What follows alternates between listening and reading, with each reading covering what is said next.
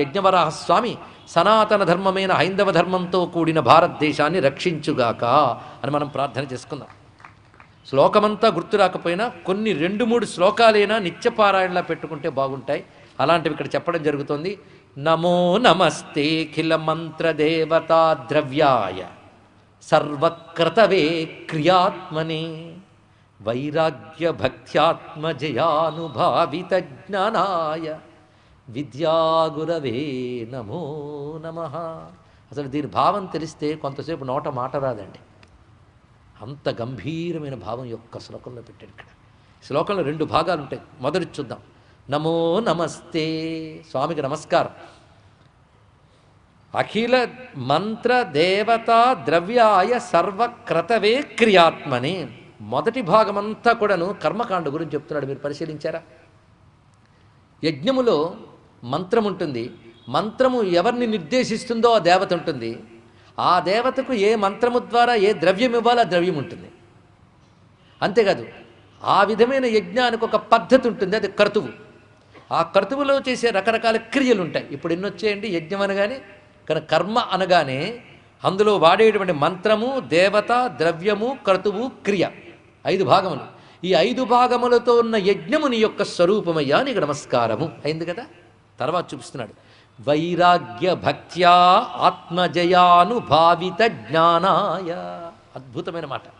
వైరాగ్యము చేత, భక్తి చేత ఎవడైతే మనస్సుని ఇంద్రియాలని గెలుస్తాడో అటువంటి వాడికి అనుభవానికి వచ్చే జ్ఞానస్వరూపుడివైన విద్యాగురువైన నీకు నమస్కారము. ఇది అర్థమైందా? ఇది పట్టుకోవాల్సినది. అంటే భగవంతుడు ఎప్పుడు అనుభవానికి వస్తాడు? భగవంతుడు అనుభవానికి రావడమే జ్ఞానం. ఆ జ్ఞానం ఎప్పుడు కలుగుతుంది? వైరాగ్య భక్త్యా ఆత్మజయానుభావిత అన్నాడు ఇక్కడ.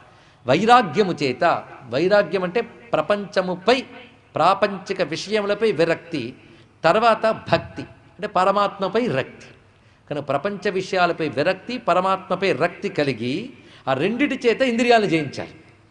ఎందుకంటే ఎప్పుడైతే వైరాగ్యం ఏర్పడి భగవంతుడు దొరికాడో ఆ పట్టు మీద ఇది వదలడం మహాసులభం. అందుకు క్రమంగా ఆత్మజయం అనేది వస్తుంది. అటువంటి వాడికి మాత్రమే బ్రహ్మజ్ఞానము అనుభవానికి వస్తుంది. వైరాగ్య భక్తుల చేత ఇంద్రియ నిగ్రహం పొందినటువంటి వారికి అనుభవానికి వచ్చే జ్ఞానము నువ్వు. అలాంటి వాడికి ఆ జ్ఞానరూపంగా అనుగ్రహించే విద్యాగురువు నువ్వు అని నమస్కరించారండి. ఇక్కడ మీరు పరిశీలిస్తే మొదటి భాగంలో వేదము యొక్క కర్మకాండ చెప్పారు, 2వ భాగంలో వేదము యొక్క జ్ఞానకాండ చెప్పారు. కర్మకాండ జ్ఞానకాండ రూపమైనటువంటి వేదస్వరూపుడు నువ్వు అని దీనిలో మొత్తం ప్రతిపాదన జరిగింది ఇక్కడ. అది ఈ శ్లోకంలో ఉన్న అత్యద్భుతమైన భావం ఇక్కడ. అంతేకాదు, ఇందులో భాగవత సందేశం ఏమిటి?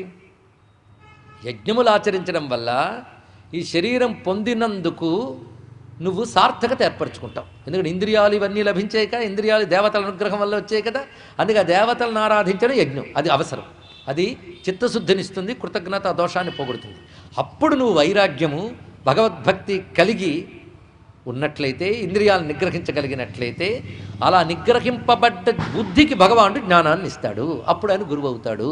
కనుకని యజ్ఞరూపుడైన భగవంతుడికి, జ్ఞానరూపుడైన భగవంతుడికి సరిగ్గా యజ్ఞమంతా పూర్తయిన తర్వాత అగ్నిహోత్రుడిగా నమస్కారం చేస్తారు. విన్నారా ఎప్పుడైనా? అబ్బే, వాటి మీద ఎక్కడ దృష్టి ఉంటుందండి, ఎంత నెయ్యి పోసేస్తున్నారో అనుకోవడంతోనే అయిపోతుంది. కానీ అక్కడ చెప్తున్న మాట చూడండి. కాండద్వయోపపాధ్యాయ కర్మబ్రహ్మస్వరూపిణి. అక్కడే చెప్పేశాడు. కాండద్వయము ద్వారా తెలియబడుతున్న భగవంతుడు. 2 కాండలు భగవంతుడినే చెప్తున్నాయి. కర్మకాండలో యజ్ఞరూపుడిగాను, జ్ఞానకాండలో బ్రహ్మరూపుడిగాను చెప్తున్నటువంటి ఒకడే నారాయణుడికి నమస్కారము. ఇది తెలుసుకోవాలి ఇక్కడ. అందుకే రెండింటినీ కలిపి ఇక్కడ చెప్పాడు. ఒక్క శ్లోకం మనం భావన చేయగలిగితే మొత్తం వేదస్వరూపము, వరాహస్వరూపం చెప్పబడుతుంది. ఇప్పుడు చెప్పండి, ఇది స్తోత్రమా శాస్త్రమా? అందుకే స్తోత్రం శాస్త్రం అని చెప్పడంలో స్తోత్రము ద్వారా నీకు దేవతా తత్వాన్ని అర్థం చేయడం కోసం ఋషి తపన పడ్డాడండి ఇక్కడ. కానీ మనకంత ఓపిక ఎక్కడ?